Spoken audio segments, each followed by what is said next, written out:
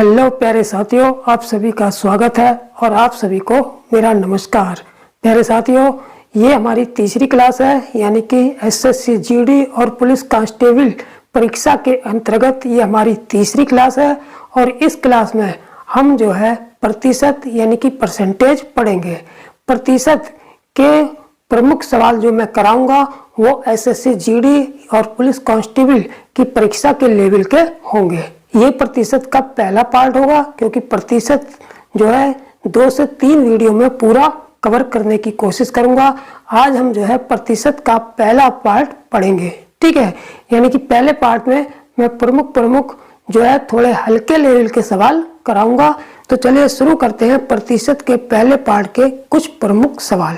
ठीक, तो देखिए प्रतिशत का ये पहला और दूसरा सवाल है। प्रतिशत के सवालों को बिल्कुल मैं सबसे पहले हल्के स्तर से लेकर शुरू करूंगा, यानी कि पहले बहुत ही हल्के सवाल कराऊंगा, फिर धीरे धीरे जो है लेवल बढ़ाता रहूंगा, ठीक है। तो देखिए पहला सवाल क्या है।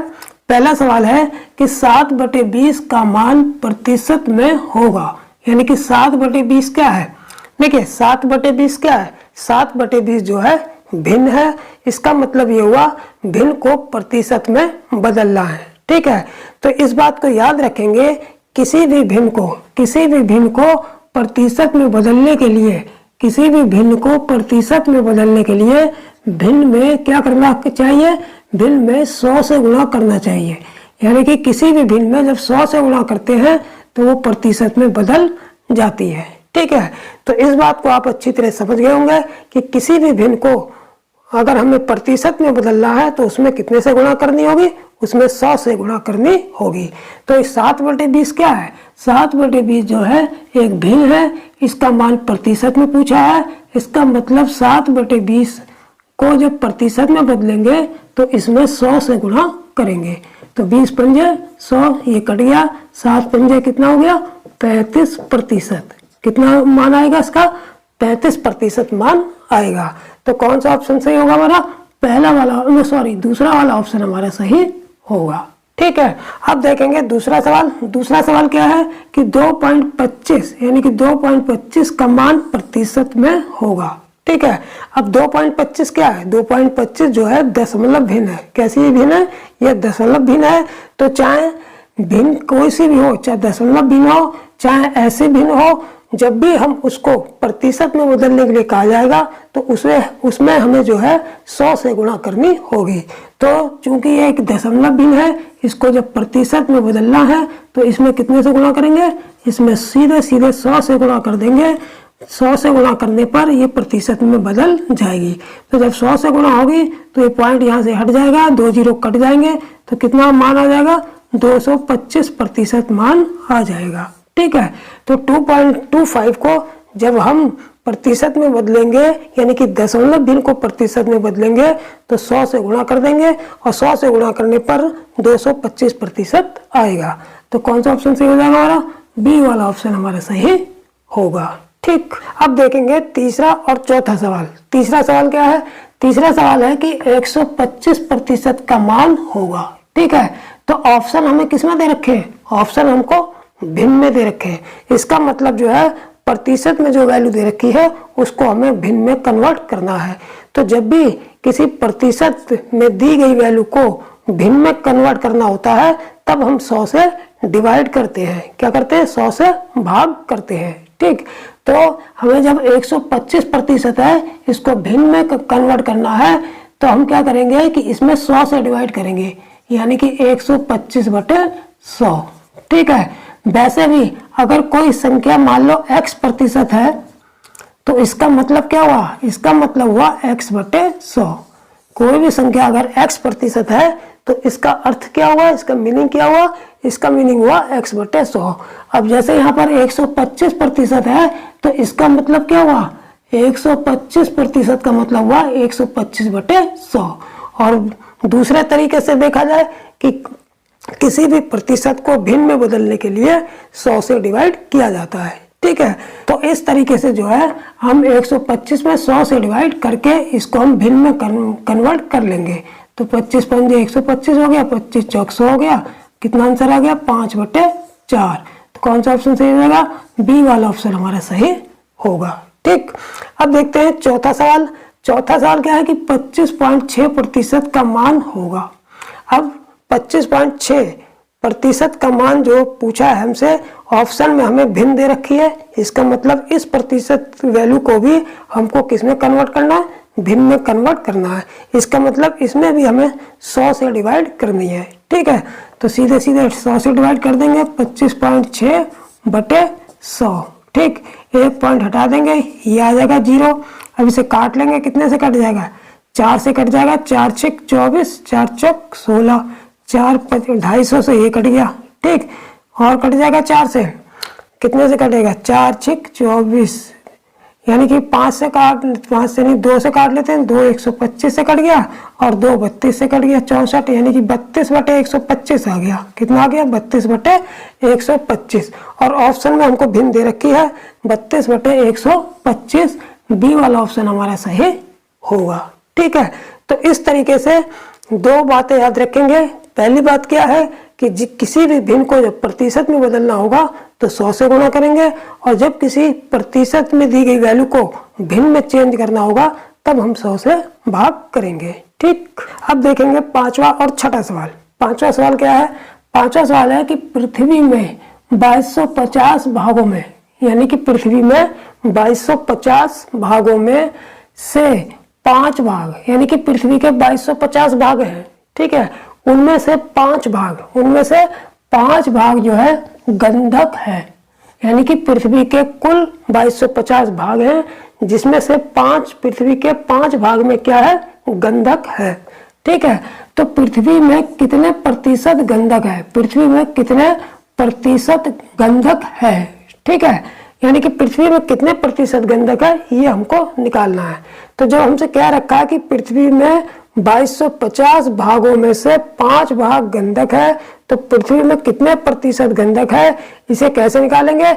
ये जो 5 भाग हैं, यानी कि जो गंधक वाले जो भाग हैं, वो इस टोटल भागों का कितने प्रतिशत है, ये हमको निकालना है। ठीक है, तो ये 5 भाग जो हैं, ये टोटल 2250 भागों के कितने प्रतिशत है, ये हमको निकालना है। तो कैसे निकालेंगे, जितने भाग निकालने हैं उससे क्या करेंगे, जितने भाग हमको निकालने हैं प्रतिशत में उससे ऊपर रख लेंगे और बटे करके टोटल भागों से डिवाइड कर देंगे। यानी कि टोटल भाग कितने हैं, 2250 है, टोटल भाग से डिवाइड कर देंगे।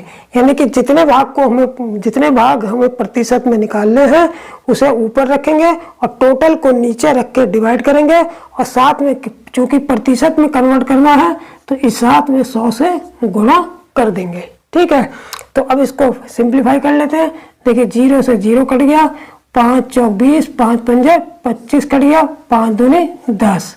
ठीक है, 5 निम 45, ये कट गया, 2 एकम 2 हो गया और 9 नीचे, यानी कि 2/9%। यानी कि गंधक कितनी है, गंधक जो है 2/9% है। तो कौन सा ऑप्शन सही हो जाएगा हमारा, बी वाला ऑप्शन सही होगा। ठीक, अब देखेंगे छठा सवाल। छठा क्या है, किसी संख्या का 40% 12.8 है तो संख्या बताओ। यानी कि कोई भी संख्या है जिसका 40% कितना दे रखा है, 12.8 है, तो संख्या बताओ। ठीक है, तो इसमें सीधे सीधे संख्या कितनी हो जाएगी, इसमें सीधे सीधे संख्या बराबर हमारी आ जाएगी। क्या करेंगे, 40% 12.8 है, 40% 12.8 है, तो इस 12 जितनी भी संख्या होगी, यानी कि प्रतिशत की संख्या जो हमें दे रखी होगी उसमें उसी प्रतिशत से डिवाइड कर देंगे, तो 12.8/40%। ठीक है, तो हमें संख्या का मान आ जाएगा।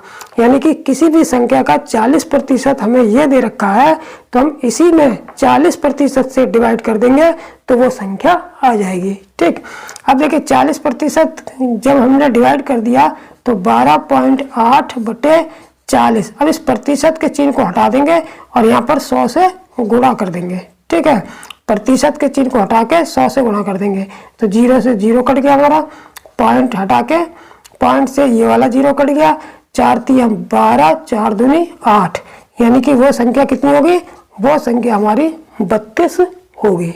ठीक, तो कौन सा ऑप्शन सही हो जाएगा, बी वाला ऑप्शन हमारा सही होगा। अब देखेंगे 7वां और 8वां सवाल। सातवां सवाल क्या है? सातवां सवाल है कि किसी संख्या का 3/7, किसी संख्या का 3/7 उस संख्या के 40% से 12 अधिक है तो संख्या का 60% पूछा है हमसे। ठीक है, तो सबसे पहले हम क्या करेंगे? संख्या निकाल लेंगे। जब संख्या आ जाएगी तो उसका 60% भी निकाल लेंगे। ठीक है, अब संख्या कैसे निकालेंगे? देखिए, किसी संख्या का 3/7 और उस संख्या का 40%, यानी कि उस संख्या के 40% से 12 अधिक है, यानी कि संख्या का जो 3/7 है वो उस संख्या के 40% से 12 अधिक है। अगर मैं 40% को भिन्न में चेंज कर लूं, यानी कि 40% ये दे रखा है। ठीक है, तो इसको अगर मैं भिन्न में चेंज कर दूं तो 40/100 हो जाएगा। ठीक है, 0 से 0, 2 दूनी 4, 2 पंजे 10, यानी कि 2/5, यानी कि 40% का मतलब कितना हो गया? 2/5, यानी कि किसी संख्या के 3/7 और उस संख्या के 2/5, 40% का मतलब 2/5, तो उस संख्या के 2/5 से 12 अधिक है, यानी कि संख्या के 3/7 और संख्या के 2/5 में अंतर कितना दे रखा है? 12 का अंतर दे रखा है। तो इसे हम इस तरीके से लिख सकते हैं कि संख्या के 3/7 और संख्या के 2/5, यानी कि इन दोनों में जो अंतर है वो कितना दे रखा है? हमको 12 दे रखा है। तो इनका अंतर जो है निकाल लेंगे, किसके बराबर है? 12 के बराबर। तो देखिए इसका एलसीएम कितना आ जाएगा? 35 आ गया। 7 पंजे 35, 5 दिया 15, माइनस 5 सत्ते 35, 7 दूनी 14 बराबर 12, यानी कि कितना आ गया? 15 में से 14 गया, 1/35 बराबर 12, यानी कि संख्या का 1/35 जो है वो किसके बराबर है? 12 के बराबर है। तो इसलिए संख्या किसके बराबर हो जाएगी? यानी कि संख्या कितनी आ जाएगी? जब संख्या का 1/35 12 के बराबर है तो संख्या कितनी आ जाएगी? इस 35 की क्रॉस मल्टीप्लाई, यानी कि इस 1/35 की जो है क्रॉस मल्टीप्लाई 12 में जाएगी, यानी कि 12 गुणा 35/1। तो 12 पंजे कितना हो गया? 60, 12 तिया 36, 12 तिया 36 और 6 42, यानी कि 420 आ गया संख्या। ठीक है, संख्या कितनी आ गई? 420। अब इसका कितना निकालना है? 60% निकालना है, तो 420 का 60% निकाल लेंगे, यानी कि 60/100। 420 का 60% का मतलब 420 गुणा 60/100। 0 2 0 से 2 0 कट गए, 42 6 कितने गए? 6 दूनी 12 के 2, 6 चौक 24 और 1 25, यानी कि 252 आ जाएगा। ठीक है, तो कौन सा ऑप्शन सही होगा हमारा? सी वाला ऑप्शन हमारा सही होगा। ठीक है, तो इस तरीके से किसी भी संख्या का 3/7 दे रखा है और उस संख्या के 40% यानी कि 2/5 से 12 अधिक है वो संख्या, तो क्या इसका मतलब ये हुआ कि संख्या का 3/7 और संख्या के 2/5 में जो अंतर है वो कितना दे रखा है? 12 दे रखा है। ठीक है, तो वो अंतर हम निकाल लेंगे। अंतर हमारा 1/35 आ गया जो 12 के बराबर आ गया। तो जब अंतर 1/35 12 के बराबर है, इसलिए संख्या क्या हो जाएगी? 12 गुणा इस अंतर जो भिन्न में आया है इसकी पलट के गुणा कर देंगे, संख्या आ जाएगी। जब संख्या आ गई तो इस संख्या का 60% कितना हो जाएगा? संख्या गुणा 60/100 बराबर 252 निकाल लेंगे। ठीक, अब देखते हैं 8वां सवाल। 8वां सवाल क्या है? किसी संख्या के 5/8 के 1/4 का 2/5 6 है, तो उस संख्या का 50% कितना होगा? ठीक, यानी कि किसी संख्या के 5/8 के 1/4 फिर का 2/5 6 है, तो उस संख्या का 50% हमसे पूछा है। ठीक, तो देख लेते हैं कि 5/8 यानी कि संख्या के 5/8 यानी कि 5/8 के 1/4 के का मतलब गुणा का 1/4। ठीक है, फिर 1/4 का यानी कि फिर गुणा कर दो, 2/5 हो गया, किसके बराबर है? 6 के बराबर के लिए 6 कर देंगे। ठीक है, अब इसको सिंप्लीफाई कर लेंगे।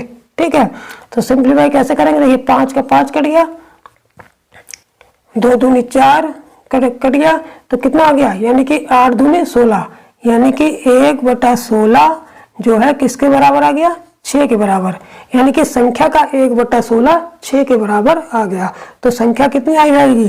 तो संख्या आ जाएगी हमारी कितनी आ जाएगी, इसके 1/16 की पलट के गुणा कर देंगे, संख्या आ जाएगी 6 गुणा 16/1। ठीक है, अब चूंकि संख्या का 50% हमको निकालना है तो इसमें 50/100 से गुणा कर देंगे। ठीक है, तो कितना आ जाएगा हमारा, 0 से 0 कट जाएगा, यहाँ पर एक 0 और होगा, यहाँ पर क्या होगा, एक 0 और होगा, क्योंकि 50% निकालना है संख्या का, तो संख्या हमारी ये आ गई 6 गुणा 16/1, तो 50% का मतलब 50/100, तो यहाँ पर एक 0 और आएगा। तो ठीक है, तो यहाँ पर 10 हो गया, तो 5 एकम 5, 5 दूनी 10, ठीक, 2 आ गया, 2 अट्ठे 16, ये कट गया, 6 अट्ठे 48, यानी कि संख्या कितनी आ गई हमारी, 48 आ गई। सॉरी, संख्या का 50% कितना आ गया, 48 आ गया। ठीक, तो कौन सा ऑप्शन सही हो जाएगा हमारा, डी वाला ऑप्शन हमारा सही होगा। अब देखेंगे 9वां और 10वां सवाल। 9वां सवाल क्या है, 9वां सवाल है कि यदि किसी संख्या के 80% में 32 जोड़ने पर वही संख्या प्राप्त होती है तो वो संख्या बताओ। ठीक है, तो सवाल क्या कह रहा है कि किसी भी संख्या के किसी संख्या के 80% में अगर हम 32 जोड़ दें, किसी संख्या के 80% में अगर हम 32 जोड़ दें तो हमें वही संख्या मिल जाती है, तो वो संख्या बताओ। ठीक है, तो देखिए, जब किसी भी संख्या के 80% में, किसी भी संख्या के 80% में अगर हम 32 जोड़ते हैं तो वही संख्या अगर हमको मिलती है, तो इसका मतलब ये हुआ कि जो 32 है वो कितना है, वो उस संख्या के कितने प्रतिशत है, यानी कि 80% में जब 32 जोड़ रहे हैं तो वही संख्या मिल रही है। इसका मतलब 80% को छोड़कर संख्या का बचा हुआ भाग कितना हुआ, 20%। ठीक है, और इस 20% किसके बराबर होगा, इस 32 के बराबर होगा, क्योंकि इसी 32 को जोड़ने पर संख्या मिल रही है। इसका मतलब जो संख्या का बचा हुआ भाग कितना है, 100 में से 80 घटा दो, पूरी संख्या 100% होगी, तो 100 में से 80 घटा दो तो बची हुई संख्या कितनी होगी, 20%। तो बची हुई संख्या जब 20% है तो 80% में जब 32 जोड़ रहे हैं, इसका मतलब यही 20% जोड़ रहे हैं, तभी तो 100% पूरा हो रहा है।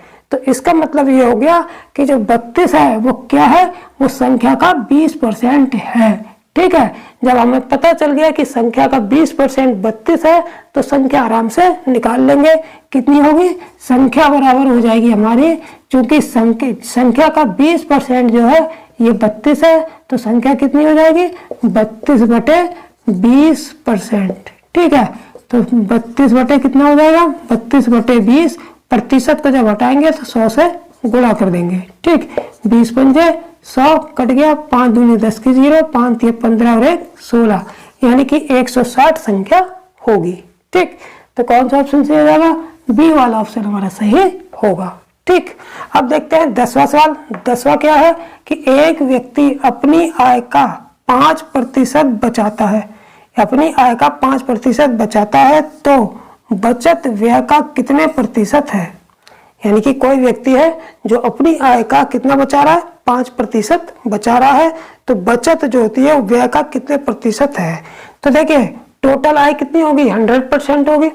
अब टोटल आय जब 100% होगी तो 5% बचा रहा है, तो व्यय कितना होगा, यानी कि खर्चा कितना होगा, 100 में से 5% घटा दो तो खर्चा कितना हो जाएगा, 95% खर्चा हो रहा है, और आय बचा कितना रहा, बचत कितनी कर रहा है, बचत जो कर रहा है वो 5% कर रहा है। ठीक है, तो हमसे पूछा क्या है, बचत व्यय का कितने प्रतिशत है, तो इसका मतलब ये 5% जो है, यानी कि बचत जो हो रही है, ये व्यय 95 का कितने प्रतिशत है, यही हमको निकालना है।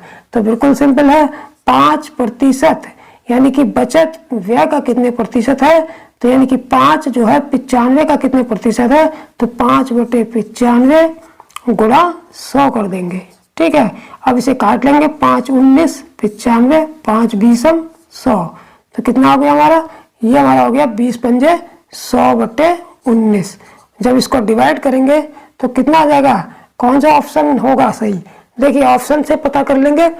5 2 पंजे 10 और 5 15/2, ये तो होगा नहीं। 19 पंजे 95, 5 100, 100/19 ये होगा, और 100/19% ही हमारा आ रहा है। तो कौन सा ऑप्शन सही हो जाएगा? सी वाला ऑप्शन हमारा सही होगा। ठीक है, तो यहाँ पर वैल्यू जब इस तरीके से भिन्न में आ जाए तो एक बार ऑप्शन को देख लेंगे, तो आगे इसको हम डिवाइड नहीं करेंगे। डिवाइड करने की बजाय हम सीधे सीधे ऑप्शन देख लेंगे। हमें लगा कि ये 100/19 ये है, तो डिवाइड करने की जरूरत नहीं है, सीधे सीधे यही ऑप्शन हमारा आंसर होगा। ठीक, अब देखेंगे 11वां सवाल। 11वां सवाल क्या है? 11वां सवाल है कि एक कॉलेज में लड़के और लड़कियों का अनुपात 3:2 है। यानी कि एक कॉलेज है जिसमें लड़के और लड़कियों का अनुपात कितना है? 3:2 है। इसमें से 20% यानी कि 20% लड़के और 25% लड़कियां फेल हो जाती हैं। ठीक है, तो कुल पास विद्यार्थियों का प्रतिशत बताइए। यानी कि लड़के और लड़कियों का अनुपात अलग अलग दे दिया। ठीक है, और लड़के कितने फेल हो रहे हैं? 20%, और लड़कियां कितनी फेल हो रही हैं? 25%। तो टोटल विद्यार्थी जो फेल हो गए हैं उनसे कोई मतलब नहीं है, हमें मतलब किनसे है कि कुल विद्यार्थी कितने पास हुए हैं, यानी कि कुल कितने प्रतिशत विद्यार्थी पास हुए हैं। ठीक है, तो देखिए इसको थोड़ा सा मान के करेंगे। कैसे? जैसे लड़के हो गए, ये लड़के हो गए, लड़के अनुपात ये लड़कियां, लड़के अनुपात लड़कियां, कितना अनुपात है? 3:2, 3:2।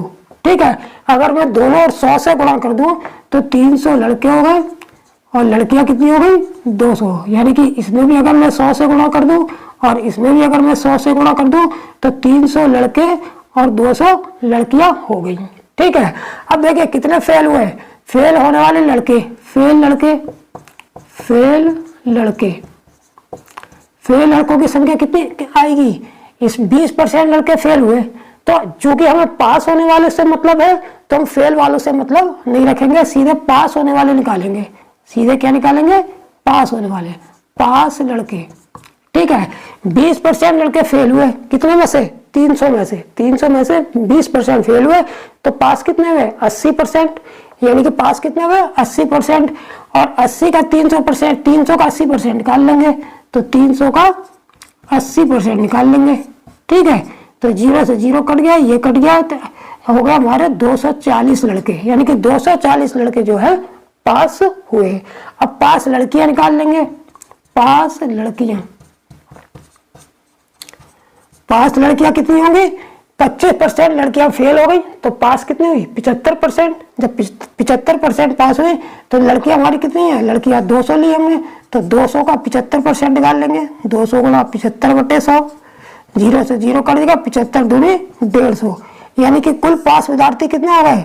अगर दोनों को टोटल कर दें तो 0 का 0 आ जाएगा हमारा, 5 4 9 390। यानी कि लड़के और लड़कियां मिलाकर कुल 390 विद्यार्थी पास हुए। ठीक है, तो 390 विद्यार्थी जो पास हुए हैं इनका प्रतिशत कितना है? तो टोटल हमारा 300 प्लस टोटल विद्यार्थी यहाँ से निकाल लेंगे। 300 लड़कियां, 300 लड़के, 200 लड़कियां, ये बराबर हमारा कितना हो गया? टोटल विद्यार्थी 500 आ गए। अब ये 390 500 का कितने प्रतिशत है वही निकाल लेंगे, तो पास विद्यार्थियों का प्रतिशत आ जाएगा। ठीक, इसलिए पास विद्यार्थियों का प्रतिशत हमारा कितना हो जाएगा? 390 गुणा 100/500। 0 से 0 कट गया, 5 7 35, कितना बचा? 4 5 8 40। यानी कि 78% विद्यार्थी कुल पास हुए। यानी कि 78% विद्यार्थी जो है कुल पास हुए। तो कौन सा ऑप्शन सही हो जाएगा हमारा? सी वाला ऑप्शन हमारा सही होगा। ठीक, अब देखेंगे 12वां और 13वां सवाल। सबसे पहले देखेंगे 12वां सवाल। 12वां सवाल क्या है? 12वां सवाल है किसी धन को 4:5:6 के अनुपात में बांटा गया, तो सबसे बड़ा भाग, यानी कि जो सबसे बड़ा भाग है वो कुल पूंजी का कितने प्रतिशत है। ठीक है, तो हमने ये देखा कि किसी धन को 4:5:6 के अनुपात में बांटा गया, तो सबसे बड़ा भाग, अब देखिए 4:5:6 में बांटा गया है, तो 4 5 और 6 में जो सबसे बड़ा भाग है कौन सा दिखाई दे रहा है? 6। और कुल पूंजी कितनी होगी? कुल पूंजी इन तीनों भागों को जोड़कर आएगी, तो कुल पूंजी कितनी है? 5 4 9 और 6 15। ये 15 हमारी कुल पूंजी हो गई और सबसे बड़ा भाग 6 हो गया। तो यही हमसे पूछा है कि सबसे बड़ा भाग कुल पूंजी का कितने प्रतिशत है, यानी कि ये भाग जो 6 है वो कुल पूंजी 15 का कितने प्रतिशत है। तो बिल्कुल सिंपल है, निकाल देंगे सीधे 6 गुणा 100/15। ठीक, 5 दिया 15 हो गया, 5 20 100 हो गया, 3 दूनी 6, 20 दूनी 40%, यानी कि सबसे बड़ा भाग जो 6 है वो कुल पूंजी 15 का 40% होगा। ठीक, तो कौन सा ऑप्शन सही हो जाएगा हमारा, सी वाला ऑप्शन सही होगा। ये बिल्कुल सिंपल सवाल था, एकदम हलवा सवाल था, कुछ नहीं करना था। सबसे बड़ा भाग जो है 6 हो गया हमारा, कुल पूंजी 3 अनुपात को जोड़ के आ जाएगी, फिर 6 इस 15 का कितने प्रतिशत है वो निकाल दो, वही आंसर हो जाएगा। ठीक, अब देखेंगे 13वां सवाल। 13वां सवाल क्या है, यदि दो संख्याएं किसी तीसरी संख्या की क्रमशः 28% और 70% है तो पहली संख्या दूसरी संख्या की कितनी प्रतिशत है, यानी जो पहली वाली संख्या है वो दूसरी संख्या की कितनी प्रतिशत है। यानी कि हमको यह निकालना है कि पहली संख्या जो है वो दूसरी संख्या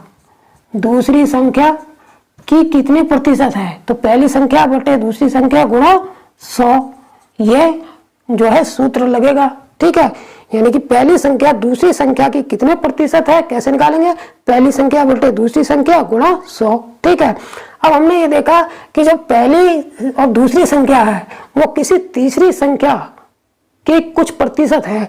पहली संख्या जो है तीसरी संख्या का 28% है और दूसरी संख्या जो है वो तीसरी संख्या का 70% है।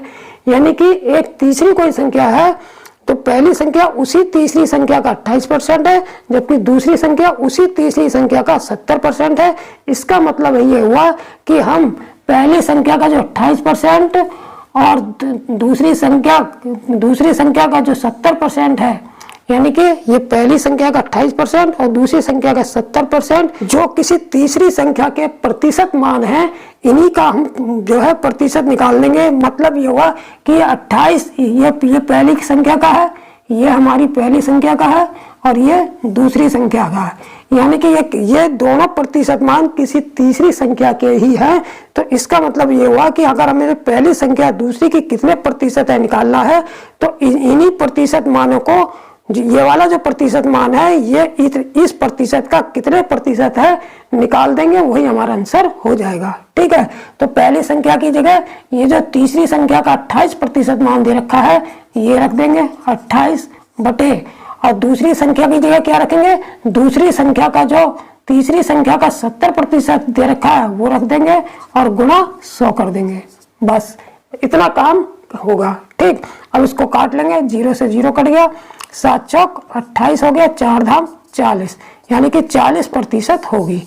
यानी कि पहली संख्या होगी वो दूसरी संख्या की 40% होगी। तो कौन सा ऑप्शन सही हो जाएगा हमारा, बी वाला ऑप्शन हमारा सही होगा। अब देखेंगे 14वां और 15वां सवाल। 14वां और 15वां दोनों सवाल जो है एक ही सवाल है, लेकिन मैंने दोनों को साथ इसलिए रखा है कि इसमें जो है सूत्र के लिए जो एक पॉइंट जो सूत्र में अंतर है वो मुझे समझाना है। ठीक है, इसलिए मैंने दोनों सवाल जो है एक साथ रखे हैं। इसमें 2 छूटे हैं और इसमें 3 छूटे हैं, लेकिन इस फार्मूले को किस तरह से अप्लाई करना है वो मैं बताऊंगा, इसलिए मैंने इन दोनों सवालों को एक साथ रखा है। ठीक है, जैसे 14वां सवाल है, 14वां सवाल है कि 50% तथा 30% की 2 छूट कितने प्रतिशत की एक छूट के बराबर होगी। यानी कि 50% और 30% की 2 छूटें हैं, तो दोनों छूटें जो है वो कितने प्रतिशत की एक छूट के बराबर होगी। तो इसके लिए जो फार्मूला लगेगा हमारा 100 माइनस R1 गुणे 100 माइनस R2 बटे 100। ठीक है, लेकिन इस बात का याद रखेंगे कि R1 R2 यानी कि यहाँ पर क्या है, 2 छूटे हैं, ये हमारी R1 की वैल्यू हो गई और ये हमारी R2 की वैल्यू हो गई। ठीक है, लेकिन नीचे जो है जो 100 लिखा है नीचे फार्मूले में, ये छूटों के हिसाब से जो है बढ़ता रहेगा। मतलब अगर 2 छूटे हैं तो केवल 100 होगा। अब जैसे 15वें सवाल में छूटें कितनी हैं, 3 हो गई, एक R1 ले लिया, एक R2 ले लिया और एक R3 ले लिया। तो इसमें क्या फार्मूला लगेगा, इसमें फार्मूले में बस नीचे चेंज हो जाएगा। जब दो छूटे होंगी तो केवल 100 लगाएंगे। अब जैसे जैसे छूटे बढ़ती जाएंगी दो के बाद, वैसे वैसे 100 की संख्या भी बढ़ती जाएगी। ठीक है, जैसे यहाँ पर 3 छूटे हैं तब फार्मूला क्या लगेगा, 100 minus R1, 100 minus R1, 100 minus R2 और 100 माइनस R3 बटे, अब यहाँ पर 3 छूटे हैं, कितनी, 1 2 3 छूटे हैं तो 200 लगाएंगे नीचे। कितने 100 लगाएंगे, 200 लगाएंगे। ठीक है, इसी प्रकार जैसे 4 छूटे होंगी तो 100 और बढ़ा देंगे इसके नीचे। ठीक है, और पूरा फार्मूला सेम रहेगा, बस यहाँ पर 100 की गिनती बढ़ती रहेगी। अगर 2 छूटे हैं तो फिर एक ही 100 लगाएंगे। और जैसे जैसे एक छूट, 2 के बाद एक छूट जैसी बढ़ेगी, 3 छूटे दे दी तो 100 की भी संख्या बढ़ा देंगे यहाँ पर। ठीक है, इसी प्रकार 4 छूटे हो जाएंगी, 4 छूटे दे देंगे तो 300 लगा देंगे। यानी कि यहाँ पर जितने जो भी 100 की संख्या होगी वो छूटों से एक कम रखेंगे। यहाँ 2 छूटे थी तो 100, 3 छूटे थी तो 3 में से 1 गया, 200 लगा दिए। अगर 4 छूटे होंगी तो 4 में से 1 गया, नीचे 300 कर देंगे। ठीक है, तो इस तरीके से फार्मूले का यूज करेंगे। ठीक, अब देखते हैं इसको हल करेंगे। यहाँ पर कितना हो गया, 100 माइनस कितना, 100 माइनस R1। अब R1 की वैल्यू कितनी है, 50, तो 100 में से 50 घटा दो, 100 में से 50 गए, 50 बचा, गुणा 100 माइनस R2, R2 की वैल्यू कितनी है, 30, तो 100 में से 30 गए, यहाँ पर 70 बचा, बटे ये 100, 2 जीरो से 2 जीरो कट गया, 5 सत्ते 35, यानी कि 100 माइनस 35, 100 में से 35 गए, कितना बचेगा, 65, यानी कि 65% जो है 2 छूटे 65% की एक छूट के बराबर होगी। तो कौन सा ऑप्शन सही हो जाएगा हमारा, डी वाला जो है ऑप्शन सही होगा। ठीक, अब देखते हैं इसको भी बिल्कुल अब आसानी से कर लेंगे। 100 माइनस R1 R2 R3 3 छूटे हो गई तो 100 में से R1 घटा देंगे, 30 गया, 100 में से 30 गया 70, 100 में से R2 20 गया 80 हो गया, और 100 में से R3 यानी कि 10 गया 90 हो गया। ठीक है, अब नीचे कितने 100 है, 200 है, तो 100 गुणा 100 कर दिए। ठीक, अब 1 2 कितने जीरो काट देंगे ऊपर से, 1 2 3 जीरो कट गए। ठीक है, 10 बचा, तो वो बराबर कितना आ जाएगा, 100 माइनस 7 अट्ठे 56, 7 अट्ठे 56 गुणा 9, यानी कि 9 सत्ते 63, 7 अट्ठे 56 और 9 की गुणा कर लेंगे, 56 और 9 की गुणा, 9 6 54 की 4, 9 पंजे 45 और 5 50, यानी कि 50 504। ठीक है, तो 504 बटे 10, ये 10 को काट के 1 के बाद पॉइंट लगा देंगे, तो कितना आ गया, 100 माइनस 50.4, तो बराबर कितना हो जाएगा, इसका मतलब हो गया ये 49.6 आ जाएगा, 49.6%, यानी कि 100 में से 50.4 जब घटाएंगे तो कितना आएगा, 49.6%। तो 3 छूटों की कितने प्रतिशत एक छूट के बराबर होगी, 49.6% एक छूट के बराबर तीनों छूटें होंगी। ठीक, तो कौन सा ऑप्शन सही हो जाएगा हमारा, बी वाला जो है ऑप्शन सही होगा। ठीक, अब देखेंगे 16वां सवाल और इस क्लास का जो है आखिरी सवाल। ठीक, देखिए सवाल क्या है, सवाल है कि 1 रुपए में 20 केले मिलते हैं। 1 रुपए में कितने केले मिलते हैं, 20 केले मिलते हैं। तो एक सेब की कीमत, यानी कि 1 रुपए में 20 केले मिलते हैं। आगे क्या कहा है कि एक सेब की कीमत केला से 25% अधिक है, यानी कि एक सेब की कीमत केला से कितने प्रतिशत अधिक है, 25% जो है अधिक है। तो 1 रुपए में कितने सेब मिलेंगे, ये हमसे पूछा है कि 1 रुपए में कितने सेब मिलेंगे। ठीक, तो हमने यहाँ देखा कि 20 केले, यानी कि जो 20 केले हैं ये कितने रुपए के हैं, 20 केले मिल रहे हैं, कितने रुपए के, 1 रुपए के मिल रहे हैं, 20 केले 1 रुपए के मिल रहे हैं। तो 1 केला कितने का मिलेगा, 1 केला मिलेगा कितने का, 1/20 रुपए का। ठीक है, यानी कि 20 केले कितने रुपए के हैं, 1 रुपए के, तो 1 केला कितने का होगा, 1 केला 1/20 रुपए का होगा। अब एक सेब की कीमत कितनी है, केला से 25% अधिक है, तो एक सेब की कीमत निकाल लेंगे। एक सेब की कीमत कितनी है, इससे 25% अधिक, यानी कि एक केले की कीमत से 25% अधिक, यानी कि केला से 25% अधिक, तो 1/20 गुणा इसका 125, यानी कि इसका 125%, तो इसका इस कीमत का 125% निकाल लेंगे, तो 125/100, यानी कि 1/20 का, यानी कि एक केले की कीमत का 125% कितना हो गया, 1/20 गुणा 125/100।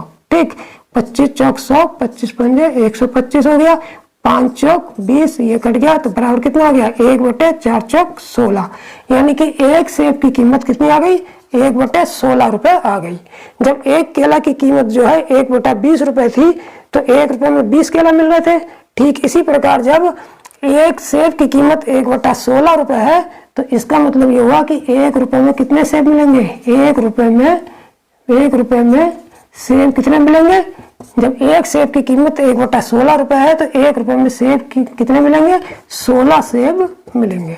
ठीक है, तो यही हमारा आंसर हो जाएगा। ठीक, तो इस तरीके से कौन सा ऑप्शन सही होगा, सी वाला ऑप्शन हमारा सही होगा। ठीक, तो आज मैंने इस क्लास में जो भी सवाल कराए हैं, यानी इस क्लास में मैंने जो भी सवाल कराए हैं वो बिल्कुल नॉर्मल सवाल थे, यानी कि उनका लेवल बहुत जो है हल्का था। ठीक है, अगली कक्षा यानी कि प्रतिशत के भाग 2 में मैं आप लोगों को प्रतिशत के शॉर्ट ट्रिक और शॉर्ट सूत्र पर आधारित अति महत्वपूर्ण सवाल कराऊंगा, जो कई परीक्षाओं में कई बार आ चुके हैं। ठीक है, तो अगली कक्षा का प्रतिशत भाग 2 देखना बिल्कुल ना भूलें। ठीक है, तो नेक्स्ट वीडियो में यानी कि नेक्स्ट क्लास में प्रतिशत के भाग 2 को लेकर फिर मिलेंगे। तब तक के लिए जय हिंद, जय भारत।